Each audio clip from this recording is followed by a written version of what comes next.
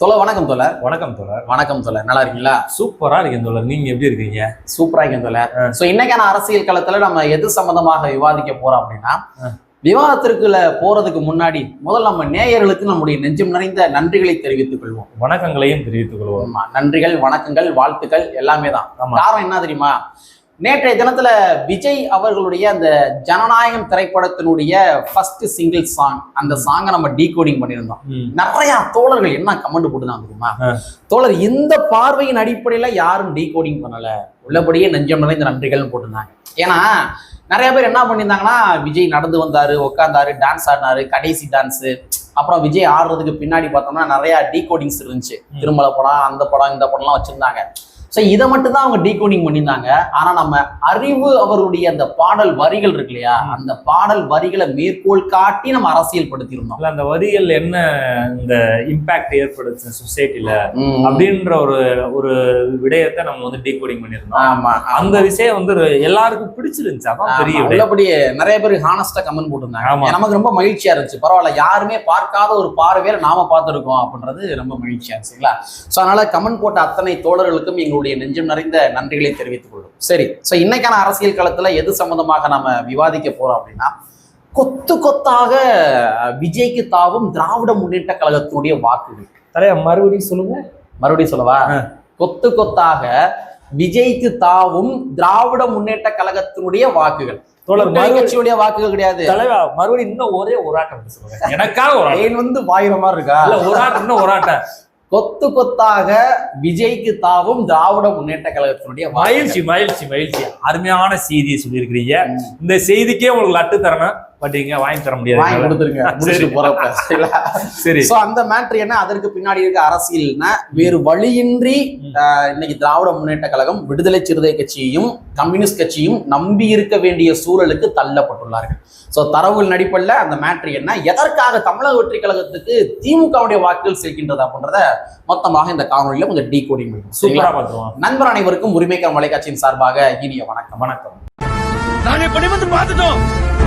இனி ஜென்மத்துக்கும் எங்களால குனிய முடியாது. அதனால நாங்க சண்டை போட போறோம். தலைவா, தமிழக வெற்றி கழகத்துக்கு திராவிட முன்னேற்ற கழகத்தினுடைய வாக்குகள் ஏன் குத்து குத்தா போகுது அப்படின்னு உங்களுக்கு ஒரு சில பார்வைகள் இருக்கும். அதுக்கு முன்னாடி நான் ஒரு கேள்வி கேட்கிறேன், அதுக்கு நீங்க பதில் சொல்லுங்க. சரிங்களா? அதாவது திமுகவுடைய வாக்குகள்னு ஒரு வாக்குகள் இருக்கும் இல்லையா? சோ திமுகவுடைய வாக்குகள் உங்களை பொறுத்த வரைக்கும் எந்த வாக்குகள் அப்படின்றத நீங்க நம்புறீங்க? இக்கட்டான கேள்வி கேட்டீங்களே. இக்கட்டான கேள்வியா? யோசிக்கிறீங்க பாத்தீங்களா? இதுதான் திமுகவுக்கு வாக்குகள் என்பது இல்லை. ஓ, இதுக்குதான் என்ன யோசிக்க வச்சிருந்தீங்களா? இல்ல, நீங்க யோசிக்கல, நீங்க யோசிக்கிறீங்களா? நான் கேள்வி கேட்டா நீங்க படம் வந்திருக்கணும்ல. ஆமா, இப்ப ஒண்ணும் கிடையாது. அண்ணா திராவிட முன்னேற்ற கழகம் இருக்குது. அண்ணா திராவிட முன்னேற்ற கழகத்துடைய வாக்குகள் அப்படின்னு சொன்னா நீங்க என்ன சொல்லுவீங்க? எம்ஜிஆருடைய ரசிகர்கள் ஓப்பனா சொல்லுவீங்களா? அதே மாதிரி ஜெயலலிதா அவர்களுடைய ரசிகர்கள் அவங்க ஓப்பனா சொல்லுவீங்கல்ல. அந்த மாதிரி திராவிட முன்னேற்ற கழகத்தினுடைய வாக்குகள் அப்படின்னா நீங்க யாரை சொல்லுவீங்க? விடுதலை சிறுத்தை கட்சியுடைய வாக்குகள் அப்படின்னு சொன்னா ஒரு குறிப்பிட்ட செக்டார் பீப்புள்ஸ் இருக்காங்க, அவங்களுடைய வாக்குகள் நீங்க சொல்லுவீங்க. கம்யூனிஸ்ட் கட்சியுடைய வாக்குகள் அப்படின்னா பாட்டாளி வர்க்கங்களுடைய வாக்குகள்ன்றதை நீங்க ஓப்பனா டிக்ளேர் பண்ணுவீங்க. பாமகவும் அதே மாதிரிதான். ஆனா நீங்க திமுக என்ன சொல்லுவீங்க? யோசிக்கிறீங்களா? அப்ப வாக்குகள் இல்லைன்னு தான் அர்த்தம். வாக்குகள் இல்லைங்க, அங்கொன்றும் இங்கொன்றுமா இருக்கின்ற சாதி சங்கங்களுடைய கூட்டமைப்புகளாகத்தான் இன்னைக்கு திராவிட முன்னேற்ற கழகம் செயல்பட்டு கொண்டிருக்கின்றது. இதுதான் ஃபேக்ட். இப்ப நீ என்ன சொல்றது என்னன்னா, திமுகவுடைய ஓட்டை நம்ம எப்படி கால்குலேட் பண்ணோம் அப்படின்னா, தமிழ்நாட்டுல இருக்கக்கூடிய சாதி சங்கங்கள் ஒட்டுமொத்த சங்கத்தை சேர்த்து அந்த ஓட்டெல்லாம் எவ்வளவு வருதோ அதுதான் வந்து திமுக ஓட்டு. அதுலயும் பாதி பேர் இங்கிட்ட ஆதரவு கொடுப்பாங்கல்ல அதிமுகவுக்கு, அதெல்லாம் இருக்குல்ல. அப்படியேதான் இருக்கு திமுகவுடைய ஓட்டு. நீங்க சொன்னது ரைட்டு தான். ஆனா பெரும்பாலும் பார்த்தோம்னா குறிப்பா வந்து ஒரு செக்டார் விளிம்பு நிலை மக்கள் வந்து திமுகவுக்கு பெரும்பான்மையா ஆதரவு இதுவரைக்கும் அளித்தார்கள்.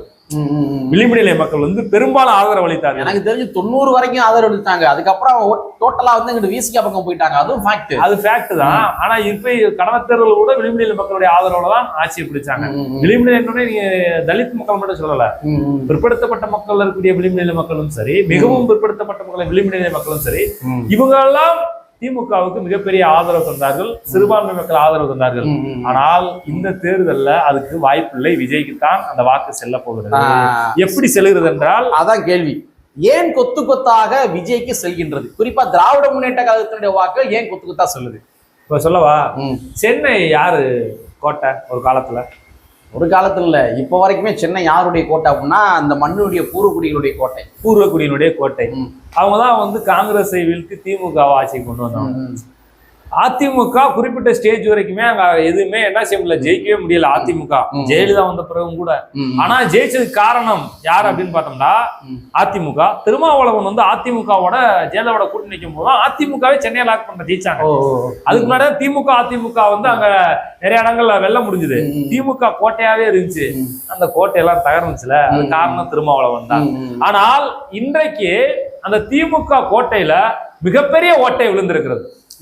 எப்படின்னா நம்ம தூய்மை பணியாளர்கள் கண்டிப்பா டோட்டலா சென்னை மெரினா கடல்கள் இருந்து போராடுறாங்க.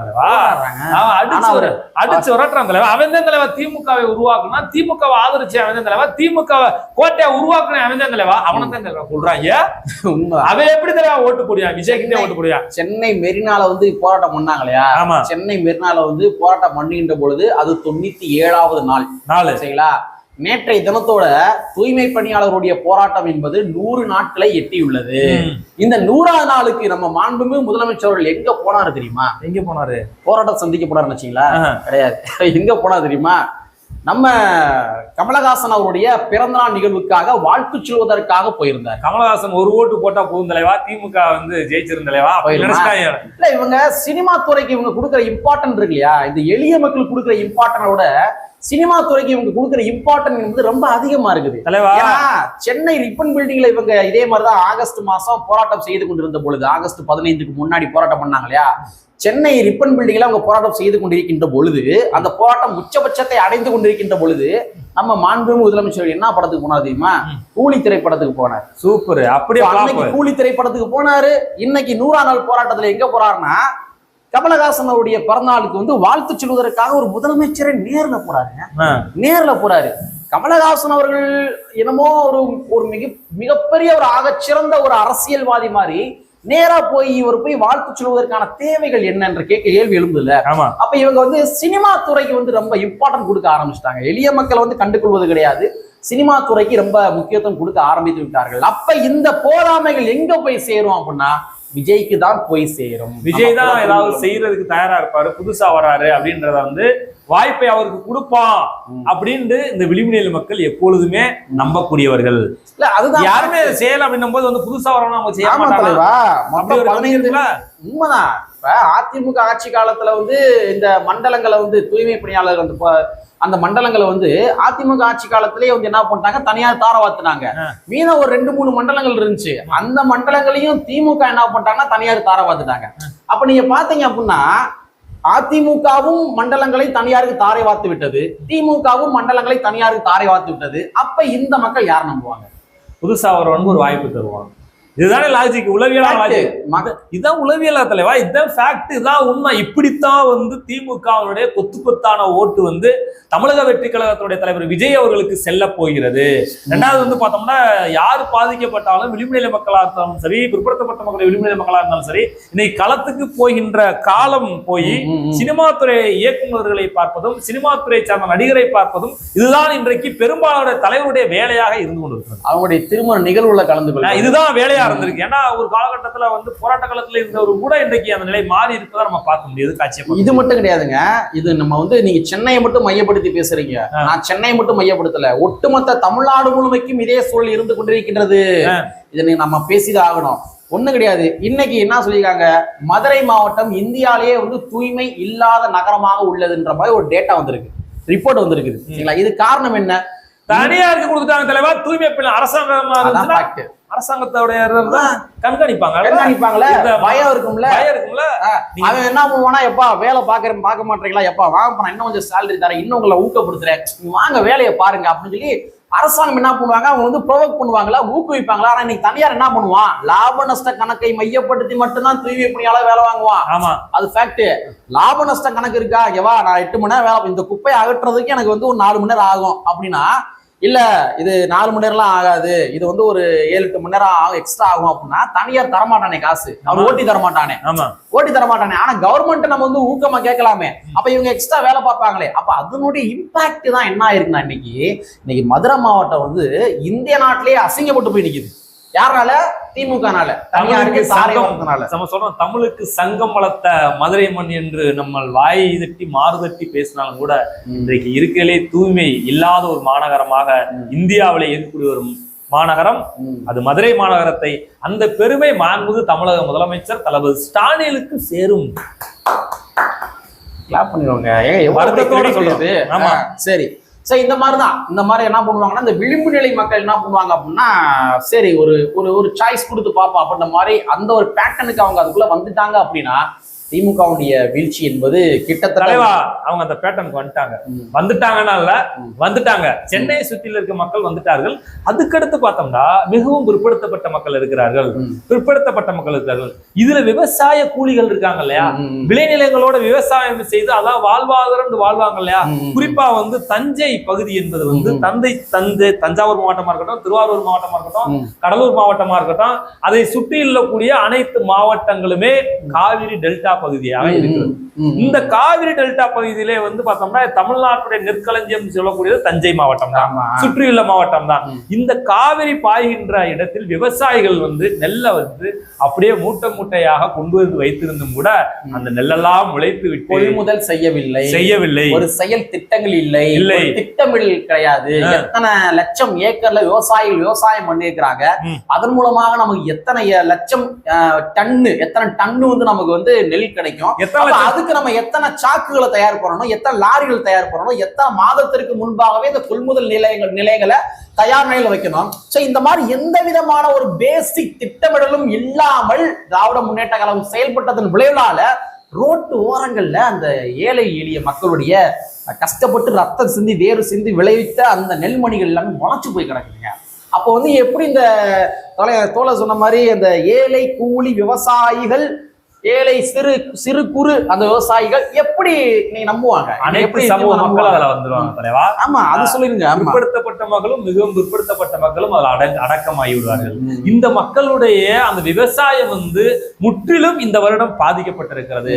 அதற்கு காரணம் என்னவென்றால் சேமித்து வைக்கக்கூடிய கிடங்குகள் இல்லை, அதற்கான கட்டமைப்பு வசதியை உருவாக்கவில்லை, செயல் திட்டங்களை வகுக்கவில்லை. என்ன அசால்ட், அதை சொல்றோம்ல.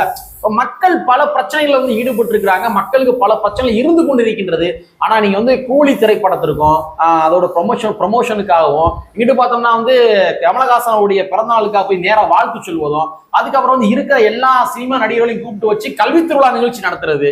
இந்த மாதிரி திராவிட முன்னேற்ற கழகத்துல பல போதாமையில் இருந்து கொண்டிருப்பதன் விளைவுலால இங்க இருக்கிற தூய்மை பணியாளர்கள் வாக்களிப்பது கொஞ்சம் கடினம். அதே வேளை தலைவன் சொன்ன மாதிரி இந்த விவசாயிகள்ல வந்து அனைத்து சாதியை சார்ந்த மக்களும் வராங்க. ரொம்ப ஃபேக்டான விஷயம், அனைத்து சாதியை சார்ந்த மக்கள் வராங்க. அப்ப இவங்கெல்லாம் வாக்களிப்பாங்களா அப்படின்றதே ஒரு மிகப்பெரிய ஒரு கேள்விக்குறியாக. இவங்களுடைய வாக்கு ஏன் விஜய்க்கு போக போகுது அப்படின்னா, அவர் நாகப்பட்டினத்துல பேசும்போது வந்து பார்த்தோம்னா நெல்லை கொள்முதல் பண்ணுவதற்கு சேமிப்பு கிடங்கு இல்லை என்கின்ற ஒரு டிமாண்டை பகிரங்கமாக விஜய் அவர்கள் பேசியிருக்கிறார். நாங்கள் ஆட்சிக்கு வந்தால் கண்டிப்பாக சேமிப்பு கிடங்குகளை தஞ்சை டெல்டா பகுதிகளிலே கட்டித்தருவோம். இந்த மக்களுடைய மிகப்பெரிய பாதுகாப்பு என்பது வந்து நெல்லை பாதுகாக்க வேண்டும், அதை சேல் செய்ய வேண்டும். அது மட்டும் கிடையாதுங்க, மூடைக்கு இத்தனை ரூபாய் பணம் வாங்குறான்னு மென்ஷன் பண்ணார்ல, அதுவே மிகப்பெரிய ஒரு ஹைலைட் ஆச்சுல.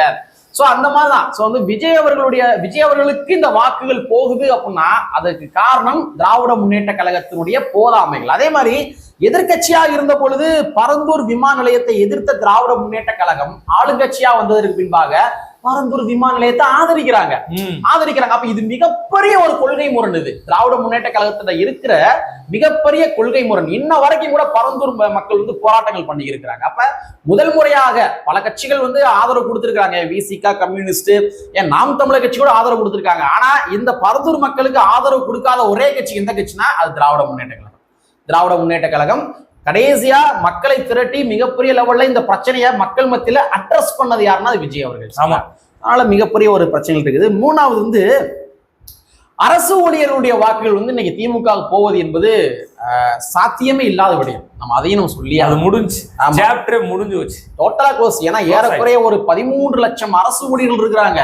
13 லட்சம் அரசு ஊழியர்கள்ல அத்தனை அரசு ஊழியர்களுக்கும், அதாவது இப்ப டெம்பரவரியா வேலை பார்க்கிற அரசு ஊழியர்கள், பெர்மனண்டா வேலை பார்த்து கொண்டிருக்கிற அரசு ஊழியர்கள், இவங்களுடைய எந்த ஒரு கோரிக்கையும் திராவிட முன்னேற்ற கழகத்தினுடைய அரசாங்கம் நிறைவேற்றி தரவில்லை. பழைய ஓய்வு திட்டத்தை கொடுங்கன்னு கேட்டாங்க, கொடுத்தாங்களா? கொடுக்கல. அனுதினம் போராட்டம் பண்றாங்களே. அதுக்கு பின்பாக வந்து இன்னைக்கு பல பேர் வந்து டெம்பரவரி ஸ்டாஃப்ஸா வேலை பார்த்து இருக்காங்க. பள்ளிகள்ல, கல்லூரிகள்ல டெம்பரவரி ஸ்டாஃப்ஸா வேலை பார்த்து இருக்காங்க. அவங்களுக்கும் தேர்தல் வாக்குறுதியின் அடிப்படையில் பணி நிரந்தரம் வழங்கவில்லை. அப்ப இந்த 13 லட்சத்தை நம்ம வந்து குடும்பத்துல இருக்கிற உறுப்பினர்கள் அப்படின்னு கணக்குல எடுத்து போட்டு நம்ம ஓரளவுக்கு எல்லாமே வந்து ஒரு மல்டிபிளிகேஷன் டிவைட் எல்லாம் போட்டோம் வச்சுங்களேன், ஏறக்குறைய வந்து ஒரு 6% வாக்குகள் திமுகவுக்கு சரிகின்றது. 6% சரிகின்றது. ஆமா. இந்த வாக்குகள் யாருக்கு போகும் அப்படின்னா அது எக்ஸாக்டா கண்டிப்பா நம்ம உள்ள விஜய்க்கு தான் போவதற்கு வாய்ப்புகள் இருக்குது. நம்ம வந்து சும்மா போறவங்களை அடிச்சு உள்ள. ஏன்னா அரசு ஊழியர்கள் அதிமுக ஆட்சி காலத்துல அதிமுக செய்யும் நம்பிதான் அதிமுக தேர்ந்தெடுத்தாங்க. அதுக்கப்புறம் அதிமுக செய்யல, அதுக்கப்புறம் திமுக தேர்ந்தெடுக்கிறாங்க. திமுகவும் செய்யவில்லை என்ற பொழுது அவங்க யாருக்கு ஆப்ஷனா தேர்ந்தெடுத்துப்பாங்க? விஜய் ஆல்ரெடி சந்திச்சிட்டாங்க. ஆமா ஆமா, விஜய் வந்து அரசு ஊழியர்கள் சந்திச்சிருக்கிறார்கள், மூட்டா போன்ற அமைப்புகள் சந்திச்சிருக்கிறது.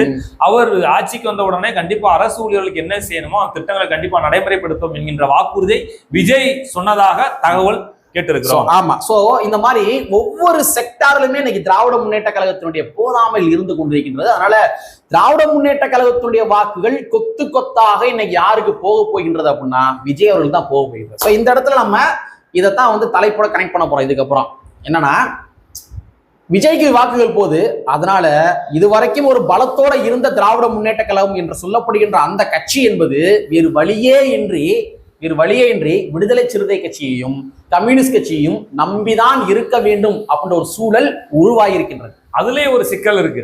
என்ன சிக்கல் இருக்கு தெரியுமா? அவங்க நம்பி இருக்கிறதே விடுதலை சிறுத்தையும் கம்யூனிஸ்ட் தான். இதுல வந்து அவர்களுக்கான காங்கிரஸ், அதையும் சேர்த்து காங்கிரஸ் 3 கட்சி. காங்கிரஸ் வந்து விஜயோட போய் அதை விட்டுருங்க, சேர்க்காதீங்க. அது அடுத்த டாபிக். நீங்க விஜயோட காங்கிரஸ் போச்சுன்னா இங்கிட்டு இந்த ரெண்டு கட்சியும் போறதுக்கு வாய்ப்பு இருக்கு. இந்த 2 கட்சியும் போற வாய்ப்பு இருக்குது. கண்டிப்பா. இந்த 3 கேட்டகரி சேர்க்கணும். நீங்க 3 கட்சி நம்பிதானே திமுக இருக்குது. இந்த 3 கட்சியை நம்பிதான் திமுக இருக்கு.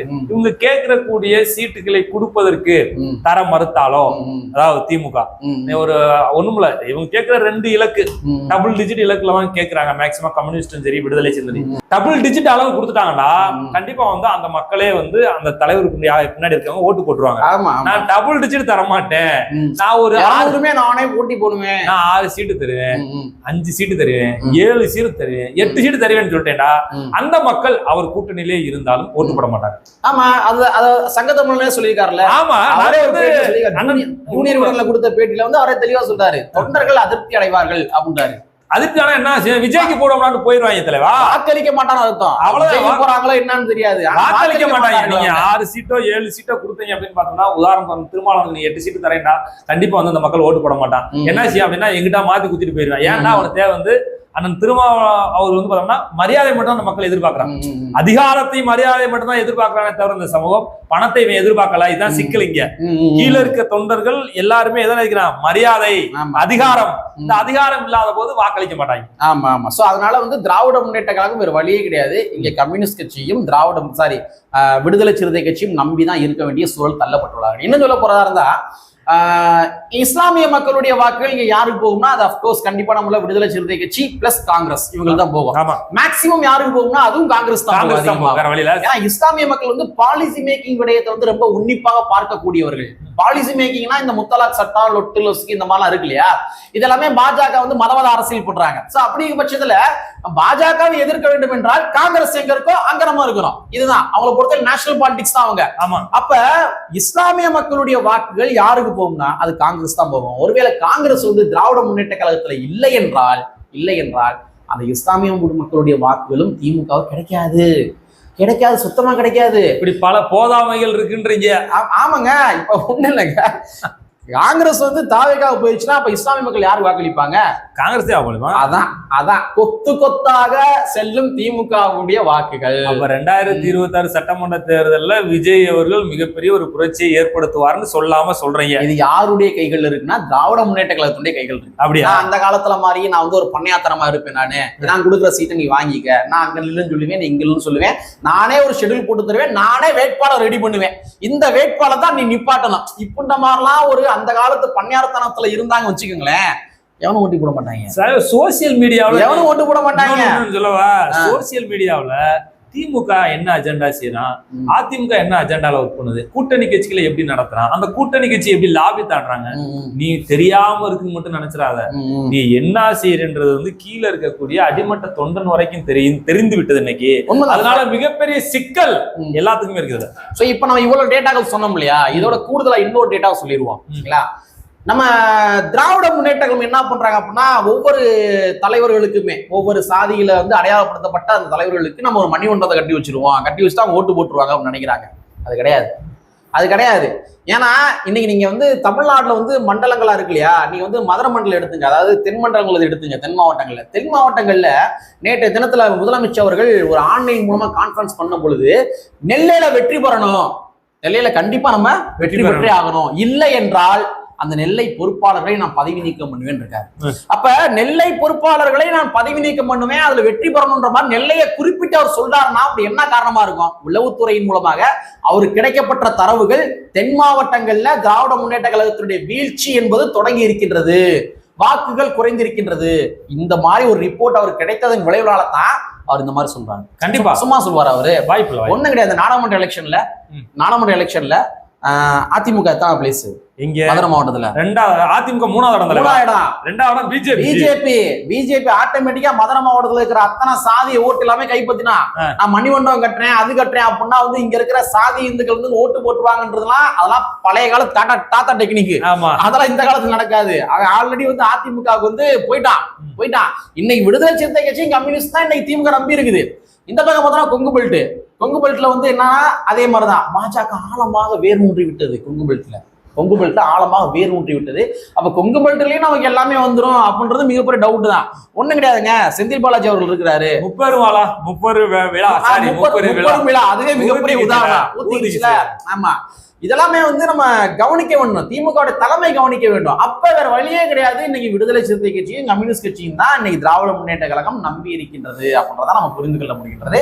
நம்ம சொன்ன மாதிரி இந்த தாத்தா காலத்து டெக்னிக், ஒவ்வொரு சாதிக்கும் வந்து ஒரு மணிமண்டபத்தை கட்டி வைக்கிறது, கலைமாமணி விருது வந்து சாதியை தூக்கி பிடிக்கிற ஆட்கள் கொடுத்தா வந்து அவங்க சாதிக்காரங்க நம்ம ஓட்டு போட்டுருவாங்க. ஐபிஎல்ல அந்த டெக்னிக் எல்லாம் முடிஞ்சு வச்சு காலம் கடந்து வச்சு தலைவா. ஆமா, அதனால வந்து விஜய்க்கு கொத்து கொத்தாக திராவிட முன்னேற்ற கழகத்துடைய வாக்குகள் போய்கொண்டிருக்கின்றது. இது விடுதலை சிறுத்தை கட்சிக்கு ஒரு செக்டார் பீப்புள்ஸ் போவாங்க, ஏதோ அங்கொன்றும் இங்கொன்றுமா போவாங்க. கம்யூனிஸ்ட் கட்சியில் இந்த செக்டார்ஸ் பீப்புள் போவாங்க, அங்கொன்றும் இங்கொன்றும் போவாங்க. ஆனா ரெண்டு கட்சியுமே சித்தாந்தத்தின் ரீதியாக பலப்படுத்தப்பட்ட கட்சி, அதுல இருந்து மேக்சிமம் யாரும் போக மாட்டாங்க. ஆனா திமுக இருக்கிற ஆட்கள் சித்தாந்தத்தின் ரீதியாக பலப்படுத்தப்பட்ட கட்சி கிடையாது. கட்சிக்கு நான் பகிரங்க சாதி கட்டமைப்பில் அங்கங்கே வந்து அப்படியே செல்வாக்கா வச்சு அதன் மூலமா வந்து தேர்தல் அரசியல் பண்ண வச்சுதான் திமுக. ஆமா, அப்படின்னு அதான ரெட்டியாமல்லாம் கலந்துக்கிறாங்க, செட்டியாமல்லாம் கலந்துக்கிறாங்க. மக்கள் பாக்குறாங்க. சோ விஜய் என்று சொல்லப்படுகின்ற அந்த நபருக்கு தான் வாக்குகள் கொத்தாக போய் கொண்டிருக்கின்றது. திராவிட முன்னேற்ற கழகம் தோழர் சொன்ன மாதிரி அதிக சீட்டுகளை கொடுத்து கம்யூனிஸ்டையும் விடுதலை சிறுத்தை கட்சியும் காங்கிரஸையும் தக்க வைப்பார்களா, இல்ல பழைய காலத்து பண்ணையா கட்சி மாதிரி நான் அப்படிதான் இருப்பேன்ற மாதிரி சொல்லி இந்த 2026 ஆட்சியை இழக்க போகின்றார்களா, இல்லாட்டி இவங்களே இந்த ஆட்சியை தூக்கி விஜய்கிட்ட கொடுக்க போறாங்களா அப்படின்றத பொறுத்திருந்து பார்ப்போம். எது நடந்தாலும் நமக்கு ஒன்றும் பிரச்சனை இல்லை, எது நடந்தாலும் நம்ம மக்களுக்காக பேசிட்டே இருக்கோம், அவ்வளவுதான். ஆமா, என்பதை கூறிக்கொண்டு கற்பி ஒன்று சேர் புரட்சி செய்யும் புரட்சியாளர் அம்பேத்கருடைய வரையை கூறிக்கொண்டு நிறைவு செய்கின்றோம். நன்றி, வணக்கம்.